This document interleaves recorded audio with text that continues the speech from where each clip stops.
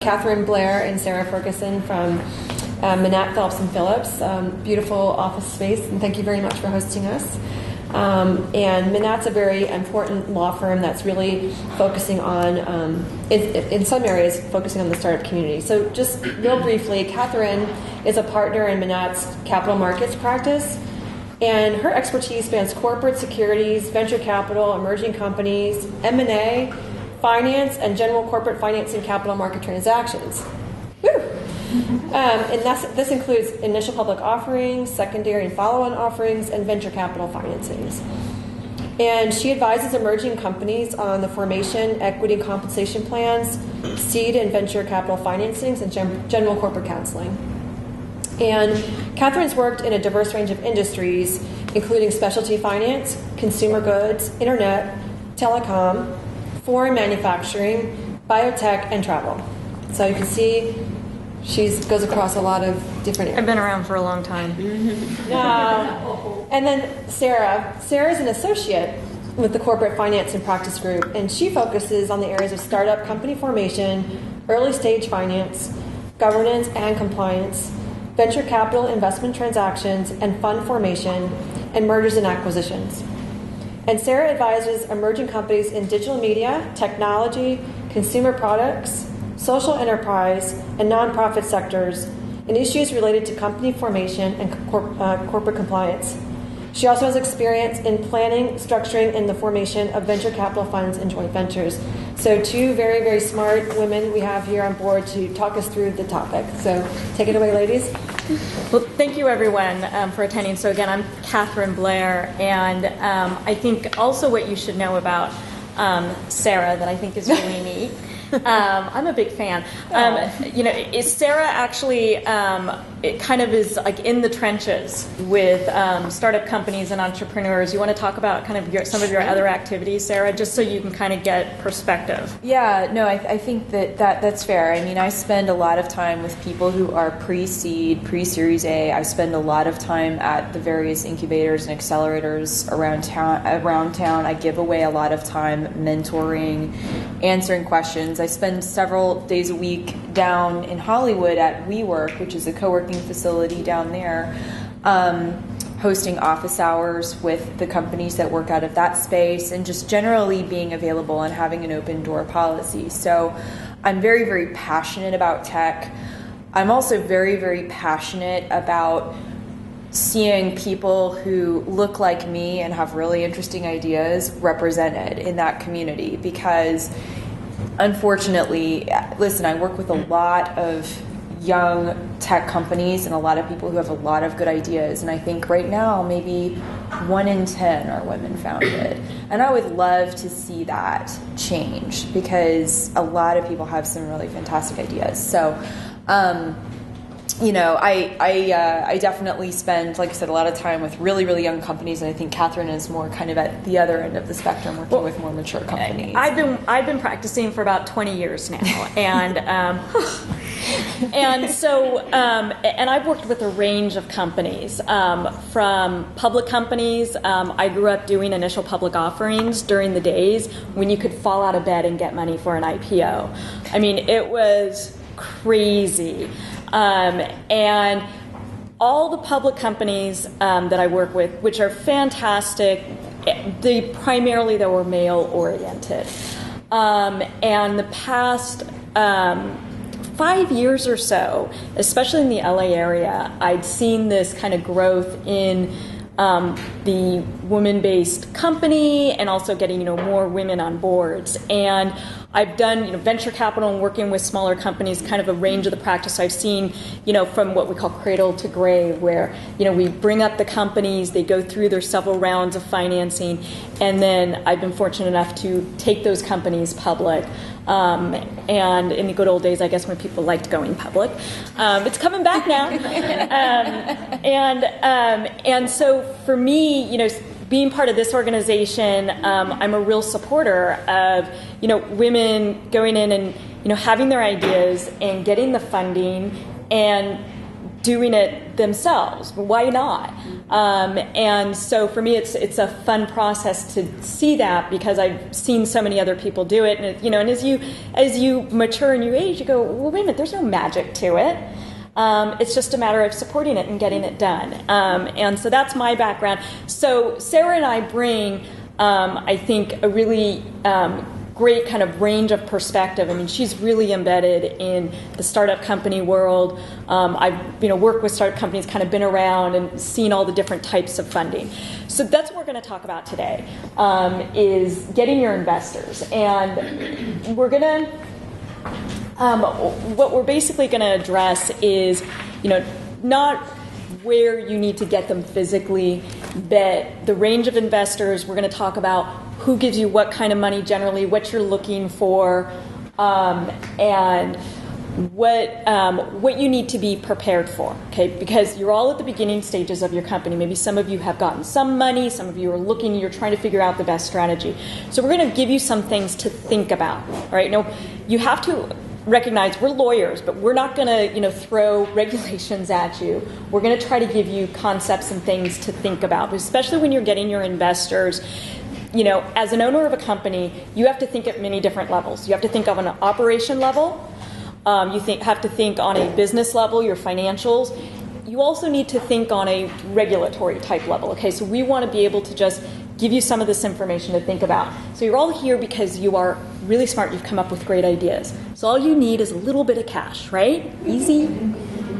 I'd like to think it is. So this is just generally what we're talking about. And again, this is to give you an idea of when you're going out and you're talking to people and you are doing your capital raising, what are some of the things that you need to think about. So here are the different types of investors. And a lot of times the type of investor will depend on the stage of where your company is. So, Sarah, do you want to talk about kind of the different stages and what you've seen and what kind of different investors at those different stages? Sure. So I think we all start out with a great idea, but not a whole lot in the way of concrete assets, right? You've got a great idea. Maybe you've got some wireframes, you've got some designs, if certainly if you're an online company, or you have some prototypes, some physical prototypes. But you need a little bit of cash to get to what we call MVP, right? Minimum viable product. And usually that cash comes in the form of the friends and family, right? The friends and family investment. And that, the amount of that could range anywhere from $20,000, $10,000, $20,000, all the way up to, say, in the neighborhood of $500,000. Then we're kind of getting into angel investor territory at that level. But what we're talking about is the money that gets you to a little bit of product that you can take and show people that you don't necessarily have a pre-existing relationship with. And that comes from you, like your pocketbook, right? Sweat equity, your time, credit cards, right? Your credit cards. You hear those stories about people who lived on credit cards for a year. And please make sure that when you're doing that you are the owner of your company as well, okay? And you're getting that equity. Sometimes it comes from spouses, or your spouse may be supporting you, relatives, savings, also, just folks in your very, very close network. Angel investing is where we see usually high net worth individuals. High net worth individuals, in a lot of cases, who made their money in the tech space, they're interested in getting involved. There's kind of two different models that we tend to see. On the one hand, there's what I fondly call the spray and pray model, which is the spray and pray model, which is I've got $2 million to work with, and I'm just going to toss $20,000 at every company that walks in my door. I'm usually getting to the right path of that. I'm usually syndicating with a group of other investors, so I'm not investing alone, and I'm usually investing very passively. So I'm not asking for a board seat. I'm just going to toss money at you and walk away. Now, on the flip side of that, we have people who maybe they want to be an advisor, they want to be a mentor. Even accelerator money, we'll see the accelerators. They'll give you a little bit of money, like $20,000, $50,000. They'll take a board seat or an advisor seat, a little bit of advisor equity, but they want to have their hands in the company. They want to know what's going on. They want to stay involved.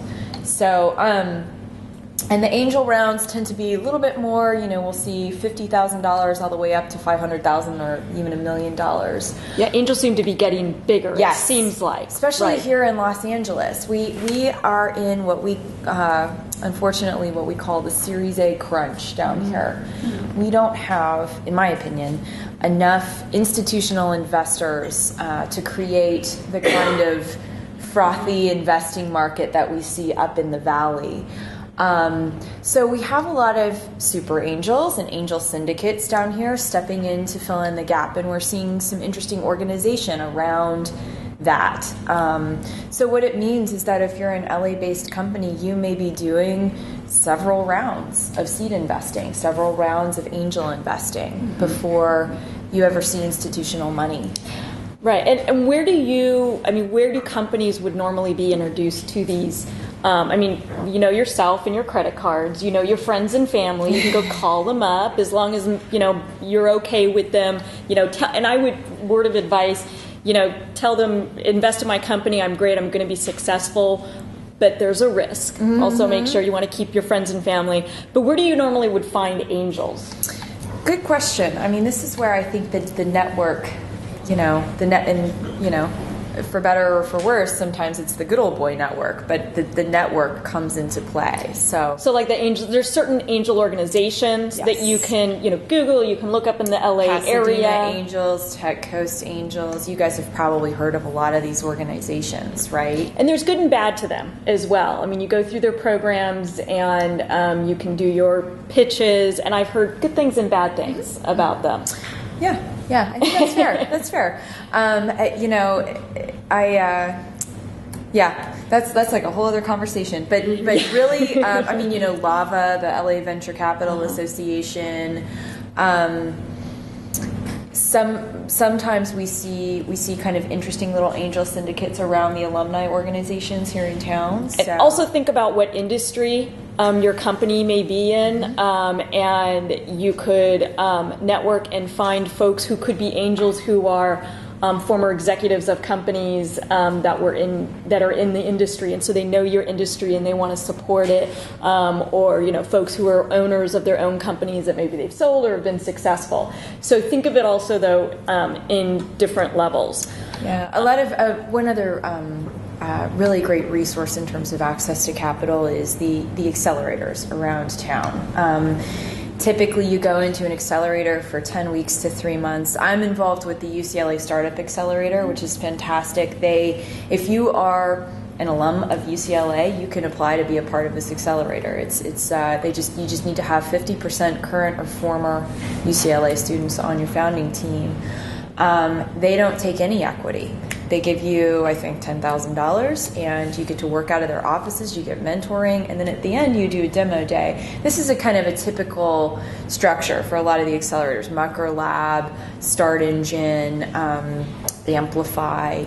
Is it unusual though that UCLA as an accelerator doesn't take yes. equity? Okay, so yes. Most accelerators do. And as you said, and get involved, they're kind of like, I guess, a Angel Plus in that they give a smaller type investment to get you to that kind of prototype level, but they're asking for more engagement yes. with regards to being on the board and more equity. So that's yes. something, it could be easier to get that, but you're giving away a little bit more. But they also have all of those investor connections. Mm-hmm. So you do your demo day at the end of 3 months, and I always get really excited when my pre-funded companies get into an accelerator in town because I know they're going to get funded. Like they're you have to apply and you have to kind of go in and sell yourself to them. That's another really good resource. Well, and then the next level, and this is interesting, and you can see that there's different types of investments based on the type of investor. Yeah. I have a question. Is there a difference between an accelerator and an incubator? Good question. Can you define that difference? Yes. So accelerators and incubators have different models. Oftentimes, so the incubator is the more traditional structure that we think of, which is it's more research and development oriented, and usually there's a longer kind of incubation time period. So we saw, we in LA, we have the LA Clean Tech Incubator. There's Idea Lab, which is also considered to be a more traditional incubator. Accelerators are much, much shorter term. So 10 weeks, 3 months. They give you some resources, they take a little bit of equity, and they basically kind of supercharge you to a demo day. They help get you to MVP, and they help get you to your next round of funding. So I think that's a primary difference. That's a really good question. Yeah. I was just curious. I mean, my understanding about angels is that it's very expensive money. Okay, so here's why, and that is a really, I think, valid point. The angel perspective is we are the first capital that's coming into your company, and we're the most risky capital that you're ever going to get. So you have no assets for us to secure, to take a security interest in. We are basically going to ask for really good terms because we're taking a really big risk on you. But you're right, it is. And we, usually the form of these investments reflects the level of risk that they're taking. So the way that we negotiate them is we negotiate them in terms of when the next investment comes in, this is the discount I'm going to get. This is the additional equity that I'm going to get over and above what everyone else gets for my money. So, and then depending on, and again, the investors are going to align to the stage that your company's in. So everybody here, is looking at friends and family and angels. And then the next levels are the venture capital. And that's when you get into the really serious investment with the heavy duty terms and the specific type of preferred stock, and then the real engagement. They're going to get board seats. They're going to want your company structured a certain way, or they're going to want your agreements. They're going to come in and really kick the tires and you want to make sure you understand who they are. There's also private equity, and what's really interesting, what's going on these days, is that there is, between these categories, there's no hard, sharp lines. Between angels, venture capital, and private equity, it's all blurred. Like, private equity is now starting to act like venture capital, and they're doing things so that they want to get into, it used to be private equity would only get involved in very later stage companies where they can take a majority ownership interest, and it would be part of an exit strategy for a founder. Now it seems like that the private equity is also going down into companies that are smaller, more earlier stage, because they're seeing the opportunity, the upside that the venture capital has. And there's a lot of private equity funds out there. Yeah, they are. They're absolutely doing these hybrid deals where they're still oddly they're going after certain very aggressive private equity terms, but they're not taking those majority stakes. So it's interesting. Right. And so, and again, and it's usually people like the venture capital is this specific kind of model where it's people who are very, it's finance and money oriented, whereas the private equity, it's going to be like a family office or a wealthy fund, and they may focus on a particular industry. And so, they may be looking at the company and growing it, and then a potential exit for it of doing a strategic sale to some, big company. So those are later on down the line, but it's good to know, though, and understand the flow of these type of investors so that when you are getting your angels, you kind of understand what road you're going to be going down eventually. Okay, so do you understand the whole picture? And then obviously down at the bottom we have Joe and Jane Public. And that is in connection with, if you're not going to direct individuals, but you're starting to do, if you do capital raising generally, okay, you go out and you do a private placement memorandum. And we're going to be talking somewhat about that. So in the same vein, okay, this kind of gives you an idea of how much generally, okay, and this is not hard rules, but generally the amount of types of investments that people usually do. And the type of investment you see for these, like, as Sarah had said, like for the angels, they will do like a convertible note. And there are reasons why they do convertible notes. One is that they don't have to deal with evaluation. How much is your company worth? And it's structured in a certain way so that the next investment that you get, if it's going to be, in most cases, preferred stock, and there's a reason why VCs do preferred stock as opposed to common because of the way the calculations and the valuations. You want a differentiation between your common and your preferred because you potentially may be granting equity in your company, options and such through your common. You want to keep that at 1 cent a share, but you're going to be selling your preferred stock at $2 a share when you're raising $5 million at your time. So there's a reason, and it's not just because of the way it is, there's a reason why it's set up the way it is. With regards to the last line item of Jane and Joe, and people can go through this way as well, and this is maybe more companies that are middle stage, they're going out and maybe you have a broker-dealer who is helping you raise money. And it's part of a certain ed. If you are doing the Jane and Joe and the private placement, you may not be doing the VC round. You may actually be working with a placement agent and be going down a little bit of a different path where you're raising money. So this gives you an idea in the type of documents too, because they'll all have, and the reason why we put this up here is, again, to kind of give you an overview and understand the terms and introduce you to the terms. So for a founder yourself, the sweat equity, you're going to get common. You're going to have a subscription agreement or a founder or something to document what you own. For angels, you're going to see things like convertible notes. And they're dealing with a particular type of equity. And then the venture capitalist, that's when it gets pretty heavy duty. So there are different types, and this slide in and of itself, yeah. Do you want us to hold our questions to the end? No, not at all. Okay.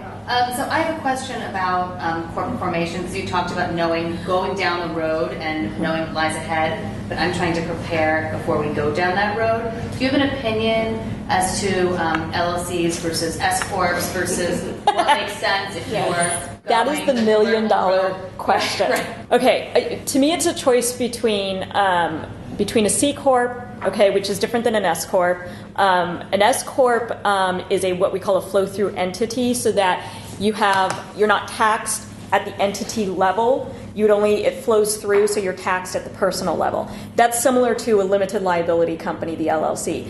The C Corp is where you're taxed at both the entity level, and then if you were to dividend money out to the owners, you're double taxed again. Okay. So I think that's the $1 million question, because on one hand, if you are a small company and you're going to be taking on losses, the flow-through entity might make sense to you on the LLC level, okay? However, if you are truly raising money, okay, and you have losses, it may not matter. And so the C Corp is easier. It's easier to form. It's less expensive. It's more understandable to everyday investors. For angels, for giving out equity, if you do an LLC, it's like a partnership agreement, and it's giving out membership units, and there's like taxes involved, and it can get more complicated. So some people say, just do the C Corp, okay, because especially, and I guess this is I'll get to in a minute, the lovely assumption that you're going to be raising money, no problem, and so the C Corp is the way to go. Sarah, what is your experience? Because everybody's going to have different views of it. Yeah, no, it's so... my experience is that most investors will not actually invest in an LLC. They almost always require you to convert. So you can convert a limited liability company into a corporation.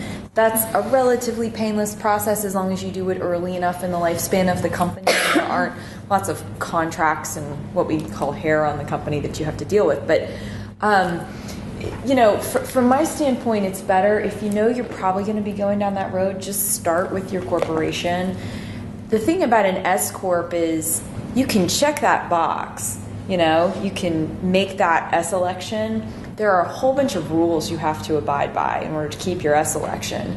One of those rules is that you cannot have multiple classes of stock. So you can't issue preferred stock. It's actually impossible for you to raise a preferred round. Another rule is that you cannot issue stock to other entities. You can only go to natural persons, right? Or 501c3s or trusts. So, but what happens is basically the minute that you do any of those things, you blow your S election automatically. So it's kind of, in a sense, it's a cleaner process than having to actually convert everything, right? You just kind of uncheck that box, and then you get double taxed at the point at which it needs to happen. Wait, I'm sorry, back there. My question is about the LLC, because our our advice was to form an LLC. So now funding, I mean, is it going to be like, no investors will invest in an LLC and you have to convert to a C or an S? So the answer to that is that at the angel level, you will find investors who are neutral as to the question of entity choice. At the institutional level, you will almost never find VCs that will invest in an LLC. And the reason for that, as someone who also represents funds, is that LPs that invest in, so venture capital funds are set up as limited partnerships. Those are also pass-through taxation entities. And the LPs, the limited partners who invest in the limited partnership of the fund, will not want to have portfolio company profits and losses flowing through to the LP level. They don't want, so that's why we create that C Corp to shield the fund and the LPs from those yearly profit and loss flow-throughs. Yeah. Okay, so I have a question. I'm actually in an accelerator, and we had an attorney come just last night and talk to us, and he said C Corp, and he said California C Corp. So now I'm wondering why. So here's why. I'll Yes. tell you why he said California too. Okay. Well, he said, you know, because you have to pay taxes to California anyway, if you're in California, why deal with both states? Well, yeah, because California has a long arm, because even if you incorporate in Delaware, California says if you're here, you're still subject to certain of our corporate laws, but maybe you can talk about Well, so that. you're going to save about $350 a year in Delaware franchise taxes, okay? That's it. Now, that's money. It's real money. It's a nice pair of shoes. But honestly, here's what will happen. The minute that you take outside capital, your investors will require you to convert to a Delaware corporation. And the reason for that is that investors, so in California, we have rules about who is required to vote on a liquidity event, on a merger or an asset sale. And in California, the rule is every class has a separate voting right, and you cannot waive it. So the majority of the common must approve the merger. Majority of Class A prefer, or Series A prefer, must approve. Majority of B. So now you can imagine if you're a venture capital investor, you want to be able to, I mean, this is for better or for worse, you want to be able to drag the founders kicking and screaming into a liquidity event so that you can provide liquidity to your LPs. So that's the reality, and Delaware provides that flexibility to the investor. California does not. Now, and keep in mind, though, but remember this, even if you form yourself as a Delaware corporation, because you are in California, you're still going to be subject to California taxes and certain California corporate laws, okay? There is some controversy. There are some things that, like Delaware, that folks are doing with regards to the Delaware entities, like forum selection. It's kind of an internal governance doctrine saying, listen, I am choosing my jurisdiction, Delaware, so my corporate governance, how my stockholders vote, what kind of fiduciary duties my board members have is going to be governed by Delaware law. California is not happy about that. They're like, well, hey, you're here in our state, so we want to protect, the folks in our state, and so you're going to abide by our laws. So there's states and there's case law about it right now, and so there are some folks that are doing certain called Delaware forum selection, very complicated. But at the end of the day, I agree that Delaware is the way to go, but I think you should understand that you could do a conservative analysis and say we're going to have to make sure that we comply with both Delaware and California. Yeah. Okay, you can't just say, okay, I'll do California, we'll make it easy so I don't have to deal with Delaware. I'm a fan of Delaware myself, but I know it's a reality we deal with California too. Yeah, and I think the key to all of these answers, and this is what I want to make sure that I'm not doing, is saying, oh, that other attorney is wrong, because that's not the case. Like, there is a rationale for that advice, and in a context where you're not going to be raising outside funds from very particular types of people, from very particular venture capital investors, it makes a lot of sense. And I will tell you, and again, range of things to think about. I know of a very successful LLC entity that was getting probably not traditional venture capital financing, but private equity financing, and several rounds of it, and they were an LLC. So this is the funny thing, like private equity firms, they prefer LLCs. They prefer the You can't win, you guys. Yeah, so just understand that no matter what you choose, honestly, no matter what you choose, you just can't win. Yeah, no matter what you choose, there's a way that we can fix it for so you. it's a matter of just understanding kind of the different variables, and you do what you think is best at the time. And then you kind of, part of being an entrepreneur is taking a deep breath and figuring it out. That's why you're entrepreneurs. Wait, so I want to go back to this, you guys. Oh my gosh, we're going to have to do this in 2 parts. So you should all know this is a program in and of itself, okay? Yes. So I'm not going to go into this, but from the I business actually end, do a whole program just on convertible debt. So. no, and I know there was previously a program on the convertible debt, but you need to understand the types of security from a business perspective. You need to do some introspection and go, how much do I want to raise? What optimally, because you need to justify that to the investors that you're going out to and talking to, because they're going to want to know, what are you going to do with my money? Is it going to take you to that next level? Valuation. Basically, don't go out and say my company's valued X, okay? You don't know what it is. Angel investors aren't going to know what it is necessarily. It's kind of an unknown. Have an understanding, though, that at some point you are going to have an idea of the valuation company. You know you're a startup. You want your common to be 0.0001 or 0.01, whatever it is, and you're going to work it out with the angel investors who are going to basically defer it. You need to understand pre-money and post-money concepts. Yeah. Pre-money is, well, you talk about the pre-money, post-money, because I know you can say it much better than me.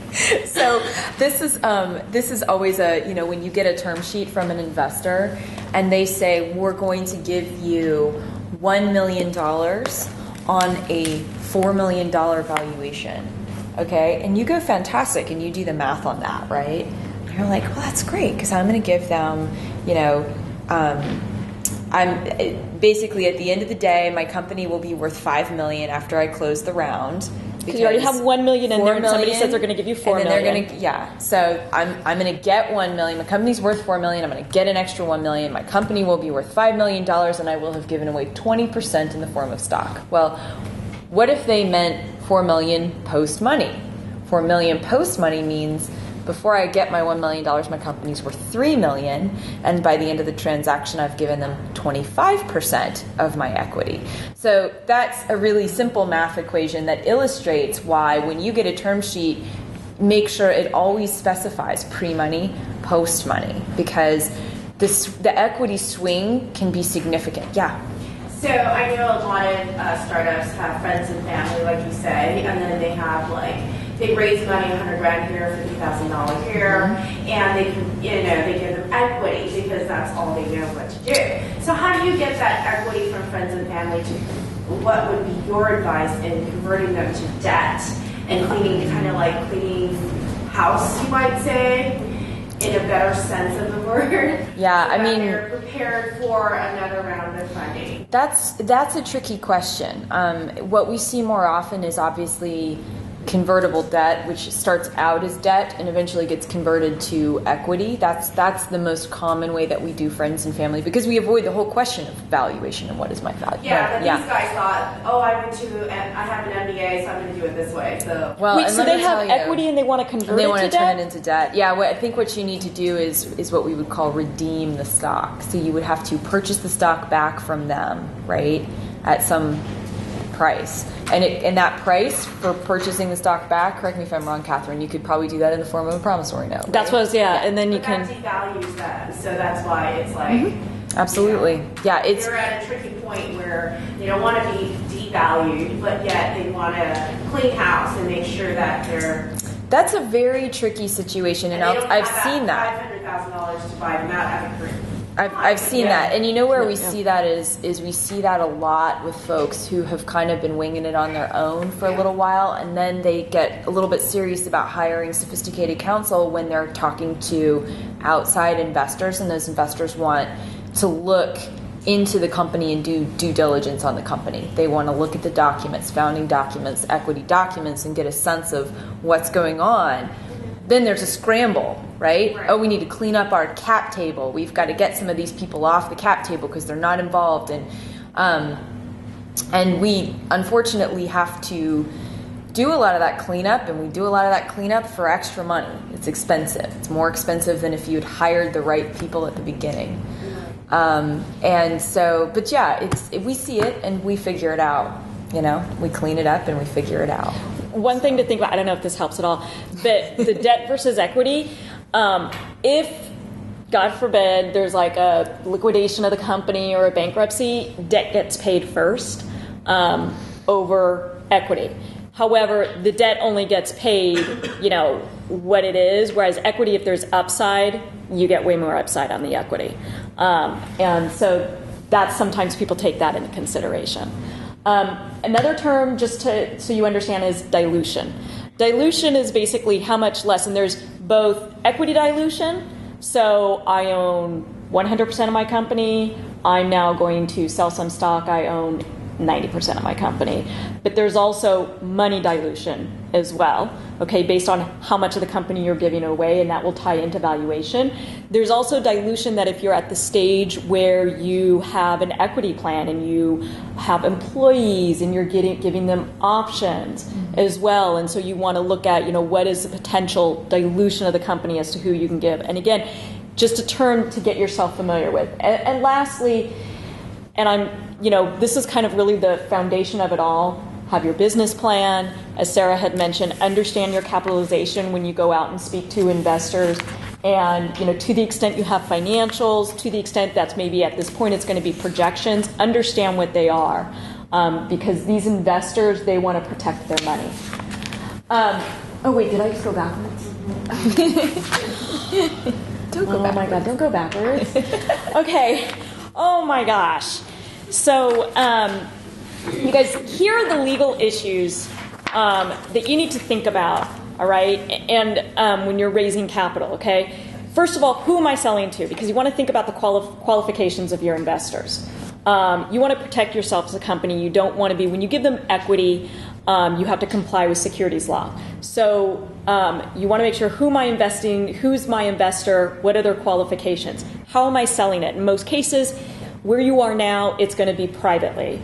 You're meeting somebody, they're going to give you money, but you may be under different circumstances as well. What kind of information am I obligated to give them? What's the quality of information? Because they're relying on you, and when you are selling someone a security, an ownership in your company in exchange for money, you basically have to give them accurate information because they can come after you if you don't. And then, you need to also understand what regulatory filings do I have to make when I issue securities.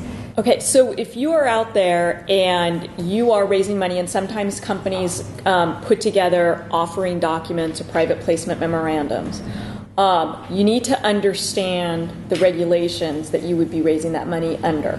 All right, so I'm not going to go through what these mean, but again, it's to introduce you. Most people do, and you're going to hear it. You may hear people talk about it, so just so that you understand, 506. People will talk a lot about Regulation D 506. What you should understand is that is an offering securities exemption. Okay, that's what you need. That's what I would want you to take away from it. Okay, so when you hear people talk about like 506 or something. And Catherine, maybe Yes. you can talk about what it's an exemption from. Thank you. I'm sorry. Don't you live in my world? Offering. What is it exempt from? Okay, you guys. Whenever you basically, you're like, this is your world. yeah. Okay, so whenever you issue equity in your company or a convertible note, it is a security.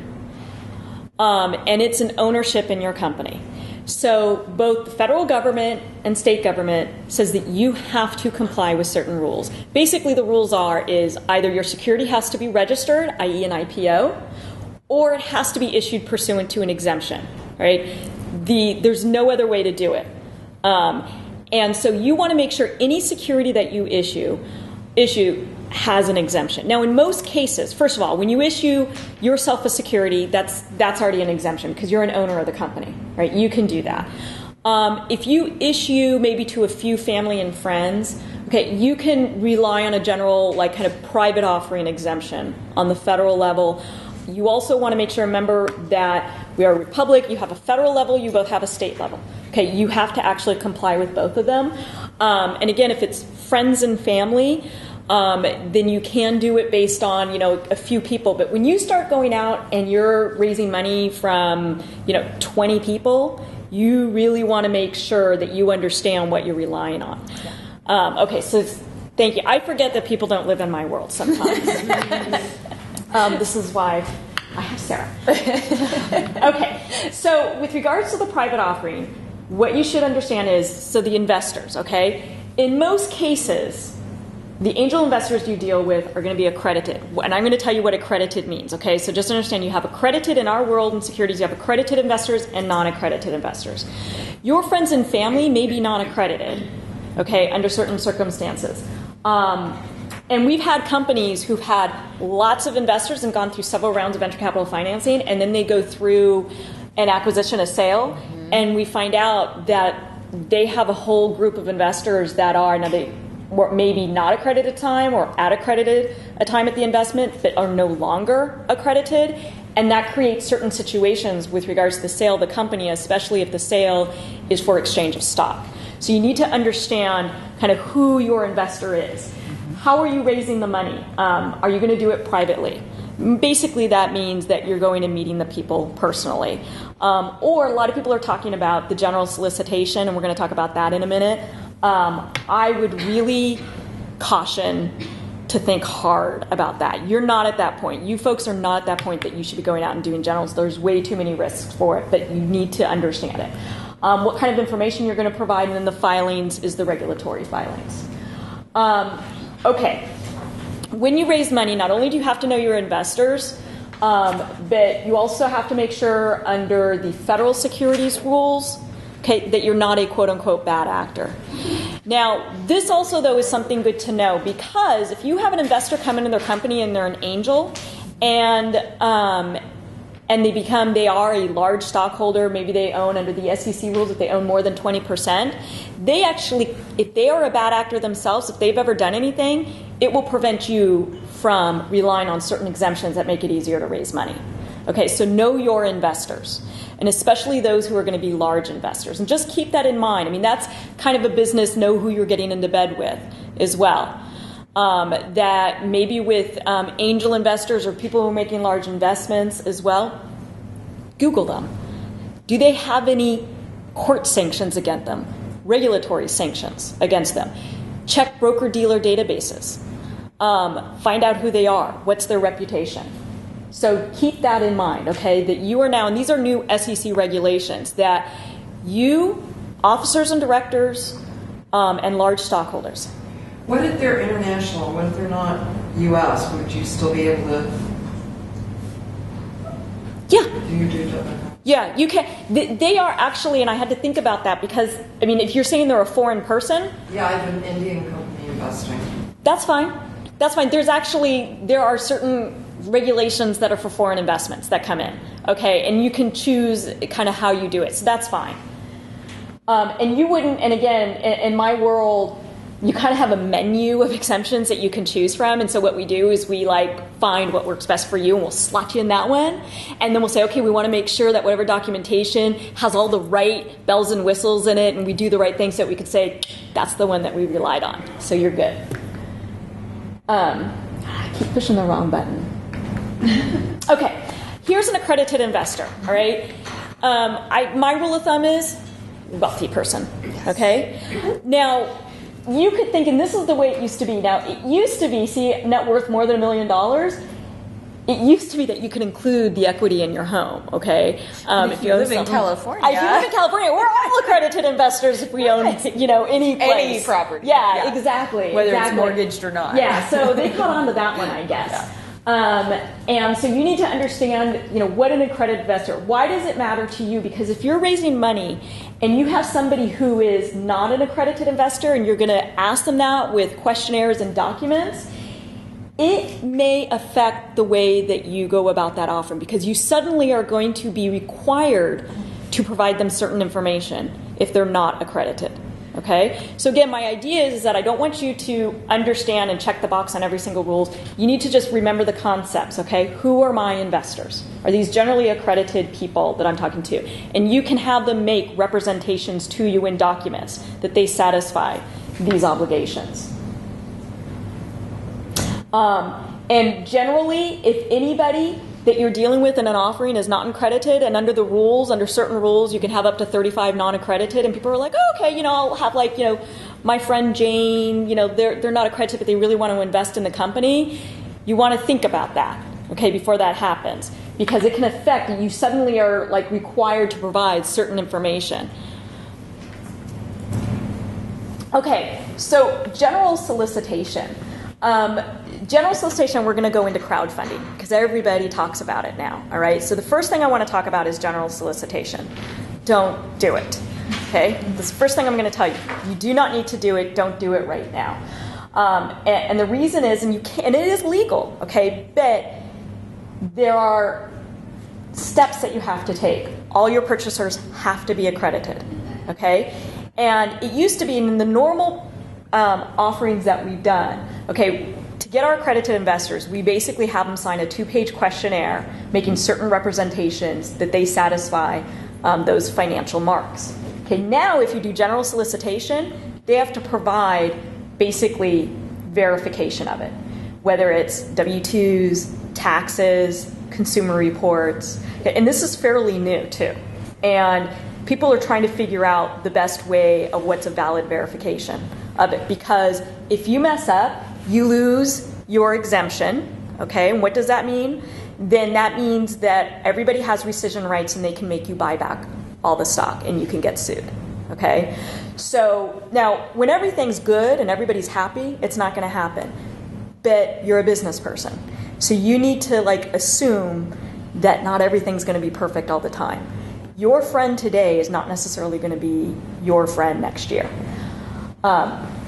So make sure, so this is why I'm saying general solicitation, everybody talks about it, I would go into it very cautiously. And you're going to probably find it people who are broker-dealers or finders or certain folks who are going to say we can help you raise money really easily, we're going to post information about your company here. First of all, you will lose the type of investors that maybe will be in your company. Okay, you will have people that you don't know, and especially if you're a smaller company, you won't have a sense of being able to understand your investors. And then maybe there will be a capitalization cleanup that you're going to have to go through. And you have a venture capital person coming in and they don't like how you did it, or there's issues on how you raised it in the general solicitation because one little checkbox or something wasn't done properly. And now you have an invalid offering. And they're going to say, well, before we invest in your company, we want you to do a rescission offer. And so it's going to cost you $250,000, hopefully just that, to do a rescission offer to all these other investors. So what does general solicitation look like? What's the quintessential example of general solicitation? That's a good, I would say general solicitation is posting something on the internet. Hey, come invest in my company. This is a real good investment. That would be general solicitation, putting anything on the internet. Yeah. If anybody listens to the radios these days, putting an ad, and it's so funny because the SEC still talks about a radio ad. Yeah. I'm thinking billboards. Yeah, exactly. Newspaper ads. Exactly. Newspapers. Yes. Yeah. Sorry, quick question. So, what's about this new movement that President Obama launched in April regarding the crowdfunding incentive? So, how does that fit in with all the the solicitation that you mentioned? You couldn't have transitioned me better into the next. Okay, so you're asking about crowdfunding? Indeed, yes, on Kickstarter. So if you have an investor on Kickstarter and he wants to invest something, how do you verify he's an accredited investor? Kickstarter is for products, okay? So a lot of people are going to throw around crowdfunding as a term, but that is more of a product crowdfunding. You're investing in a product that you're pre-purchasing, or the product is a movie that you're investing in. You're not getting ownership in that company per se, okay? You may be getting a revenue stream. So there's a difference. There is no such thing today in equity crowdfunding.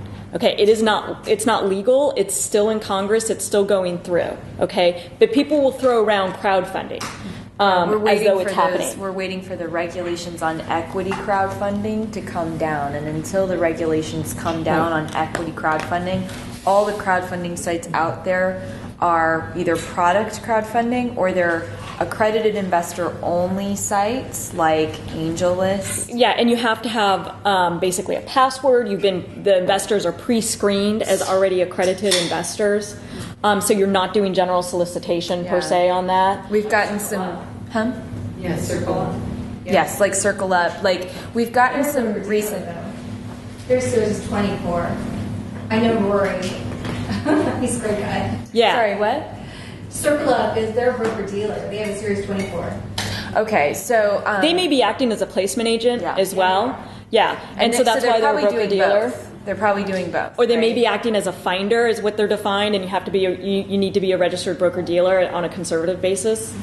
I was just wondering then, is there a caution if someone's a big contributor to your crowdfunding campaign through a Kickstarter type thing, but they have an expectation?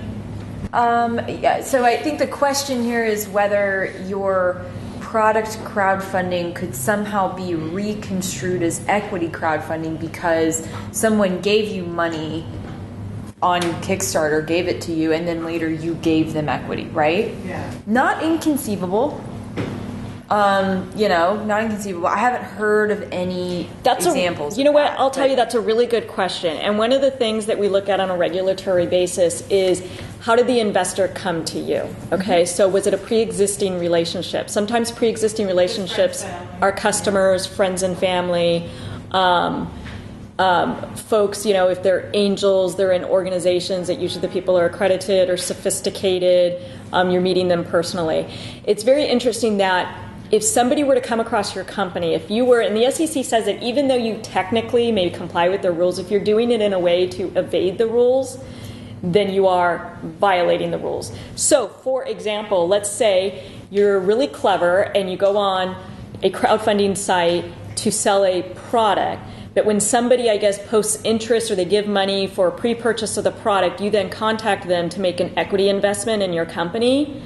That would be, I think, dangerous under the SEC rules. They could actually say that you are using that as like a general solicitation without complying with certain rules to get them. There's no hard and fast answer, so it would be like an analysis like that. Saying that like that's a way for you to be getting equity investors. So right now, it's being used basically and I have companies who are on like Indiegogo and doing the pre-sale of products, and people are giving them money, but they're not selling ownership in their company to those folks. It's just with regards to their products, and maybe people are using it differently, and so it's an evolving issue. Yeah, it is interesting though, because I think equity crowdfunding is coming. And that's some of the confusion in the market around the term crowdfunding is that we have the law, but we don't have the regulations. So there's a lot of people who are preparing for equity crowdfunding. There's a lot of people who are trying to build those platforms, build out what it will look like technically, and there's a lot of speculation in the investor community as to the first companies that get equity crowdfunded, are VCs going to want to follow on to that? There's a lot of VCs who are just openly saying, I'm not going to touch those companies with a 10-foot pole. It's too dangerous from a liability standpoint to have, Jane Doe investor who have kicked in $50 or $100 and you've got 1,000 of them on your cap table.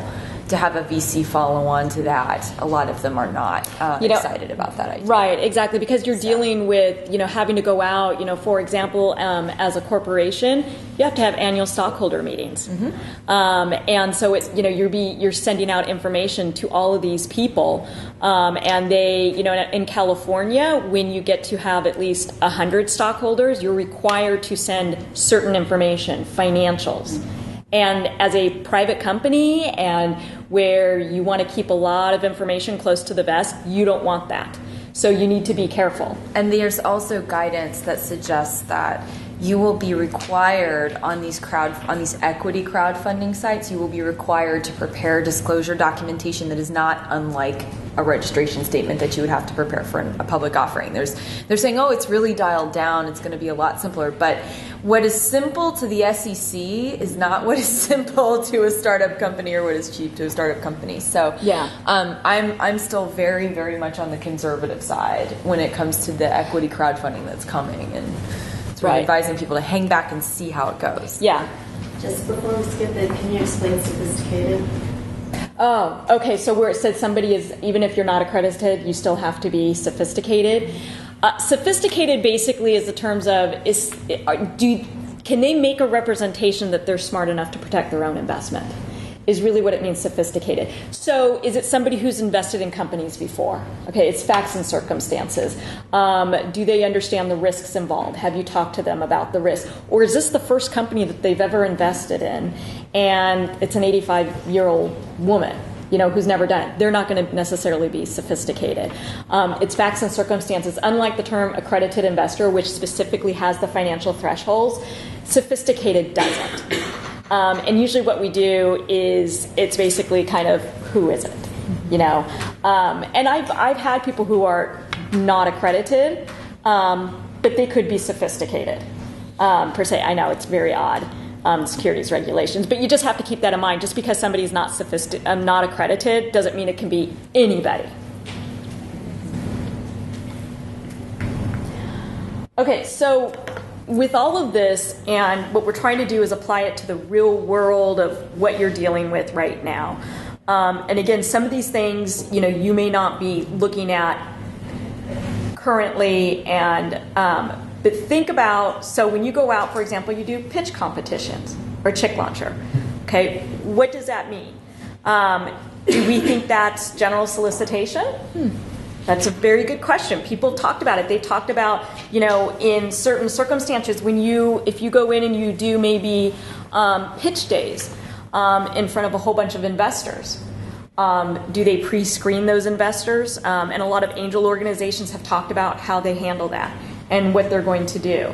I think it's still pretty much business as usual in light of the rules, because, for example, pitch competitions, you're there winning prize money. You're not there per se to win the investor in front of you. You're gonna go off to the side in the corner of the room and have a little private conversation about that afterwards. That's okay. But the pitch competitions, generally it seems to be business as usual. I think the key here is that when you do your pitch, at the end of it, my advice to my clients, and you guys may get different advice, certainly, my advice to my clients is don't end your pitch with, and we're looking to raise $2 million in Series A financing. Don't say that. Just leave that out, right? Have those conversations later in private. Because basically, if there's any kind of simulcast happening on the internet, like I was at South by Southwest, and they had that, one of my clients was in the Startup Village Hatch pitch competition, and they're simulcasting to the whole world. You just want to be very careful that you don't broadcast that, right? I mean, and you're basically there when you go in and do the competition. It's like you're practicing your pitch, okay? So, but you're going to talk about, the amount of money that maybe, potentially, kind of your projections or what your financial plan is. We talked about, hey, I'm raising money, and you know what? I have this one guy. It's just one person. They're probably not accredited. My law school buddy or my business school buddy exactly just really wants to kick in. Okay, that can mess you up. All right, so just keep that in mind. We try to figure out that it may not be the right time. Okay, maybe we can get them in some other way. Hey, you know what? I put together this great slide deck. I'm going to post it on my website. All right, because I'm really proud of it. Do you like that, Sarah? I kind of go, well, let's see, is your website password protected? And when you send out links to it, does your email say private and confidential, please do not forward the information contained herein is not an offer or sale of security, blah, blah, blah, blah, blah, blah. Like, do you say that? Is it password protected? I'm fine with that. Okay, but so like if you that, now you understand. Like but if the you have a answer's no. slide deck that you Yeah. use for investors, Yeah. don't generally Don't post do it that. on your website. Don't do that, Okay. no. Plus, it's going to probably have proprietary information in there that you may not necessarily want your competitors to see. Yeah. Hey, you're going to go out because you're trying to get word out on your company. You want potential customers to see it. You're going to be giving lots of interviews, okay? Don't say in the interview, and hey, we're looking to raise $2 million, okay? Because that will then get you in trouble. You can talk about, where your company is, where you are in development, how great it is, but it's going to be about your company. It's not going to be about your capital raising. And again, I think the answer is like if you do any of these things, if you introduce a non-accredited or an unaccredited investor into your investor syndicate, it's not the end of the world, but what it means is that suddenly you have to prepare a private offering memorandum with 10 pages of risk factor disclosures in it. You've suddenly created a whole bunch more legal time and expense that you need, some hoops you need to jump through. If you accidentally broadcast that you're out raising $2 million in Series A and South by Southwest simulcasts it all over the internet, it's not the end of the world, but suddenly you're going to need to collect detailed financial information on every single person who wants to invest instead of just getting that nice 2-page investor questionnaire. Mm-hmm. So all these things we're talking about, the answer isn't no, you can't do it necessarily. It's a lot simpler if you don't do it. And you should just be aware, and the point of today's discussion was just try to make you aware of these issues. You don't have to walk out, nobody's going to test you on it, but you should, if you see these words again, you should go, okay, wait a minute, I've seen that before. Okay, let me go talk to somebody about it. Let me go look it up. It's to just start getting yourself familiar with these types of terms as you are entering this world of asking people for money in exchange for ownership in your company. And how does it affect you as a business owner, legally and regulatory wise, and how it would affect you raising capital in the future. One quick question. Yes. What if someone asks you how much money you're looking to raise? Is that different?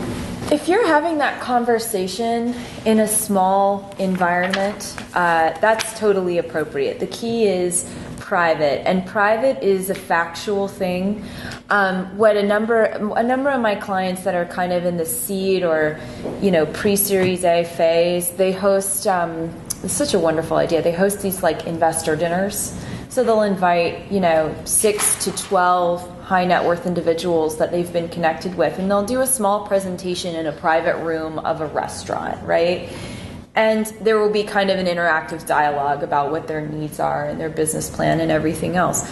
And that works really well, but anything bigger than that, and I think you start to kind of push the boundaries a little bit. And in those, the facts in that situation is that these are people that folks already have pre-existing relationships with them, either somebody there in that room. They are known to be sophisticated investors that are known to invest in companies, and so that's why they're invited to something like that. That's right. Whereas if you go to some sort of industry conference and you stand up and you're talking about your product and then you say, by the way, and I'm looking to raise $2 million, then that could be a riskier situation for you.